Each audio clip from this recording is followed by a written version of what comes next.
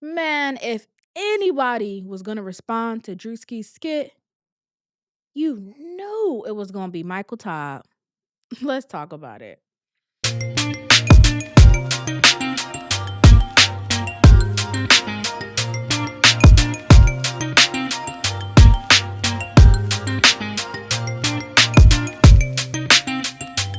We got a lot to unpack here. So slow your roll, take your time.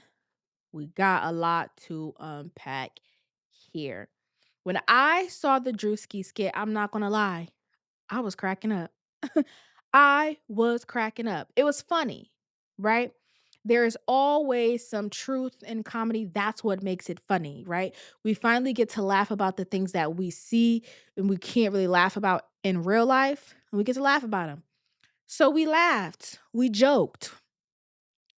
But when I watched it, I knew which pastors, bishops, reverends, what have you, were going to respond. The flashy ones, they were going to respond. And I knew, oh, I knew Michael Todd was going to respond. I do struggle, I'm not gonna lie. I do struggle calling him pastor. I just, it does not roll off the tongue. It doesn't feel good to call him Pastor Mike Todd. That don't feel good. So I call him Michael Todd. Okay. Now, as a Christian woman myself, okay, I understand. Who am I to judge, right? I hear you. I hear you out there. Who am I to judge? But can't we just call out a thing? You know what I mean? Like a spade is a spade, a square is a square, a circle is a circle. Like, can't we just call out a thing? Can't we? Because not for nothing, that ain't oil that's making that man slippery and slimy. That ain't oil. Catch it. That's not what that is, okay? That's something else. That to me, that ain't the anointing. You know what I mean? I've watched enough documentaries and seen enough to know that certain people get calls because they understand the game, right? They understand how you can prey on people and get involved in that world, the world of like religion, and how, you know what I mean, like just what you can do in it. People have understood that, right? So I'll say that I'm not here to accuse that man of nothing. All I'm saying is there are people who understand, and he ain't slippery because of the oil. That's all I'm gonna say there. Next, hit dogs will always holler. So for him to feel so inclined to react or to add something into a sermon to address the Drewski skit, well, it just means that a hit dog is gonna holler. You know what I mean? If the glove don't fit, exactly, you must acquit. Why do you feel so inclined to talk about it? Because I watched two church services and both of them, a pastor and a bishop, they didn't speak about it. They didn't speak about it. Because them hit dogs didn't need to holler. Understand?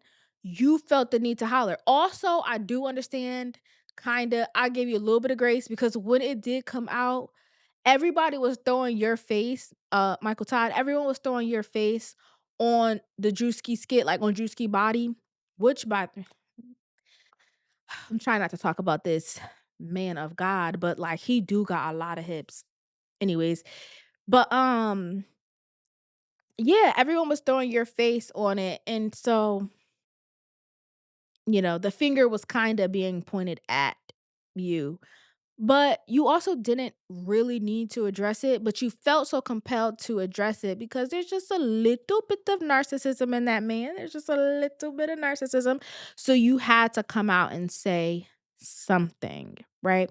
You felt the need. Now, to me, I feel like we've all, especially if you've been in the proverbial church, right? If you've been in the church, then you know, right, that these type of pastors exist.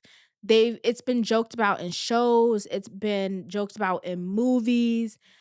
It's just a thing. You know what I mean? Who was that? Was that? Was that Marvin Sapp who has said, "Close the doors," and he tried to, like, clean it up, and it's just been a thing, you know? And also, Michael Todd, you were also the one that spit in your hand and rubbed it in that man's eye. Now listen, y'all could get in the comments and try to tell me different. I watched the clip. I don't care how you try to explain it. That come on now. That wasn't of the Lord. That was not of the Lord. Mm-mm. That was not of the Lord, Michael. That wasn't. I'm sorry. That was not. And the strangest thing about it all is as this stuff happens, it just lets me know the church is coming undone.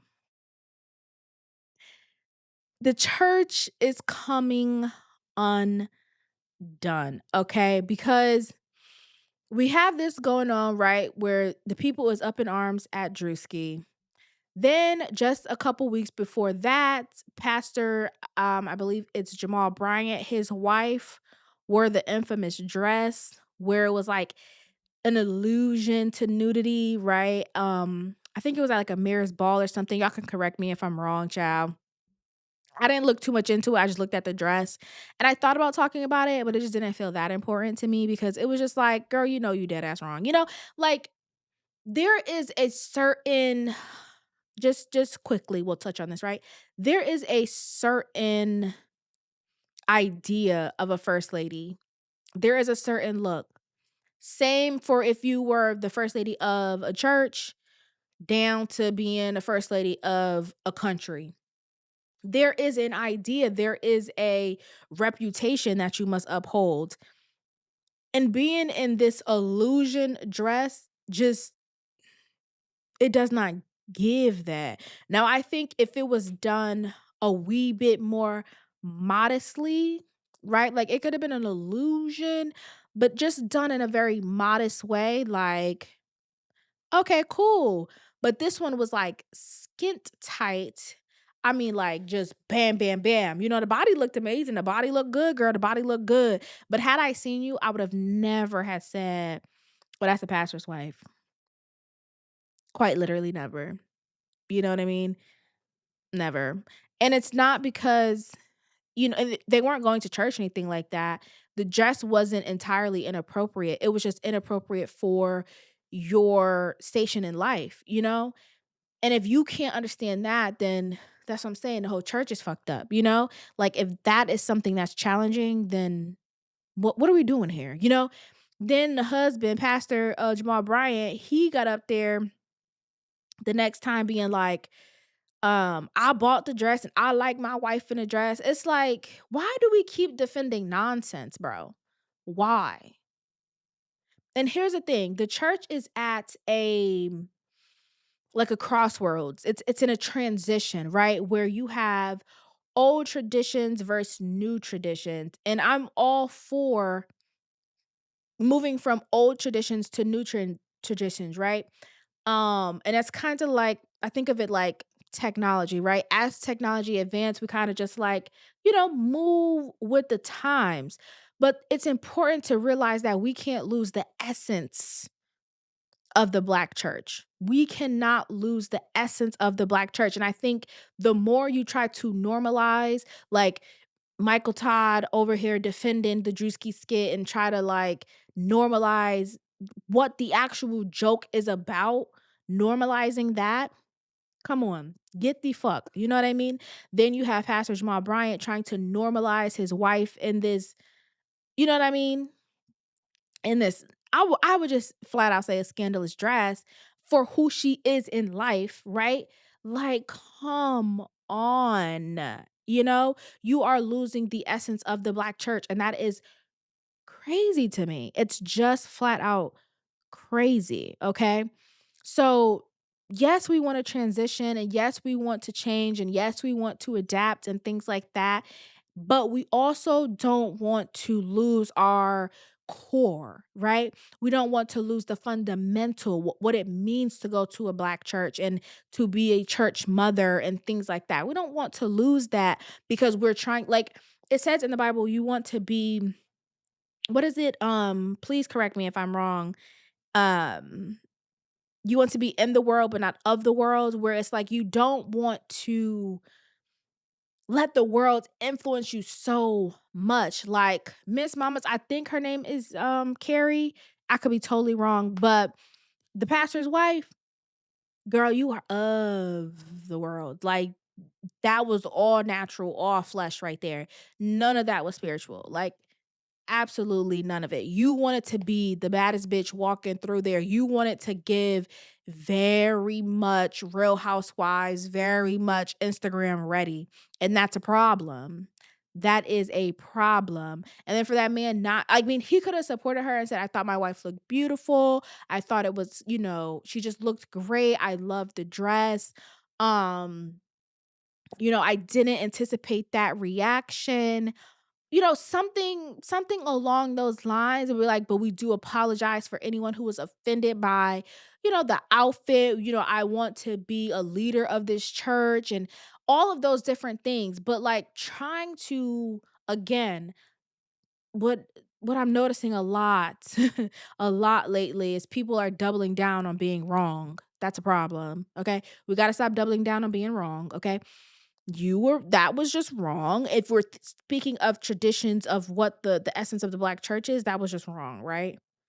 What happened to the first ladies wearing them big old hats and just real suited and booted, had the pearls and the gloves? Like, what is going on? We are losing the essence. We are losing it, child. We are losing it. However, we gotta do it. Gotta do a strong stop right here. Because as I say, we are transitioning. We are transitioning. This is also a story that came out, and I wanted to talk about it, but I was like, stay away from that. But since we're here, Donnie, Donnie McClurkin, Im's not gay no more. I have been delivered. Listen, okay. I understand that whatever it says in the Bible, however y'all want to interpret it, being gay is a sin. I get it. I got it. We're good. But in 2026, a part of this new transitioning and these new traditions, since everything is flying right under the Lord's roof, at his church and everything like that, his temple. Hey, hey, why not just realize folks is gay? You know what I mean?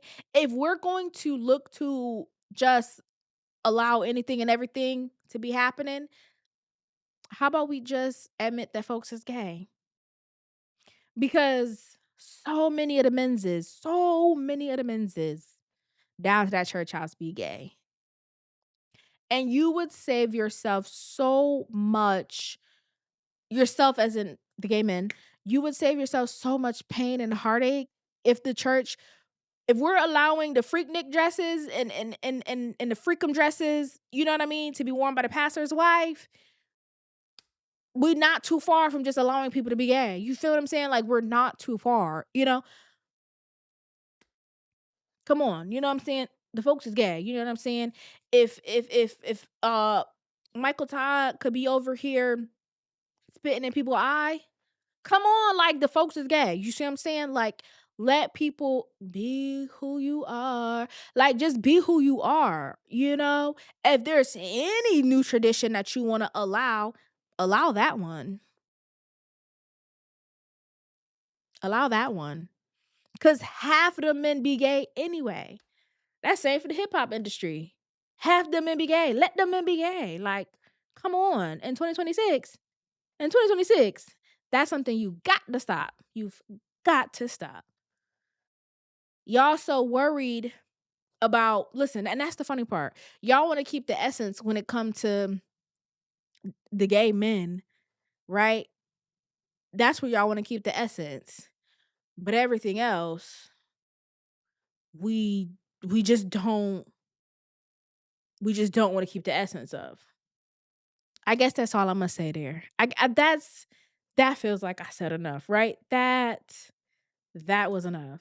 But